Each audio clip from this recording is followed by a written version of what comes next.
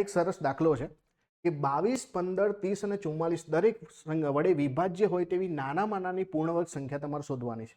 હવે તમે અહીંયા જોશો 22 પણ છે, 44 પણ છે. એનો મતલબ કે આમાં અહીંયા 11 આવશે, અહીંયા પણ જે છે આની અંદર 11 છુપાયેલો છે. તો આ બધી સંખ્યાઓ 11 વડે તો ભગાવી જોઈએ. અને 11 ની ચાવી શું કહે છે કે ભાઈ એકમના અંક અને દશકના અંકનો જે ડિફરન્સ જે છે બરાબર એ 0 થઈ જવો જોઈએ. તો અહીંયા તમે જુઓ કે આ જે છે 5 અને 4 9 થાય છે અને 6 ને 5 11 થાય છે, તો 0 થતો નથી એટલે આ નહીં આવે. અહીંયા તમે જોશો તો જુઓ 4 ને 5 જે છે 9 થાય છે અને 6 ને 2 8 થાય છે, તો 0 થતો નથી, સરખો નથી ડિફરન્સ. બીજું અહીંયા છે તમે તો જુઓ 4 ને 5 9 છે, 9 ને 0 અને આ જે છે 6 ને 5 11 છે એટલે અહીંયા નથી. તો આ તમારો જવાબ ડાયરેક્ટલી જે છે આ સંખ્યા, તો અહીંયા જે છે ડિફરન્સ 0 થાય છે. જુઓ 5 ને 4 9 થાય છે અને 6 ને 3 9 થાય છે, તો ડિફરન્સ 0 થઈ જાય છે.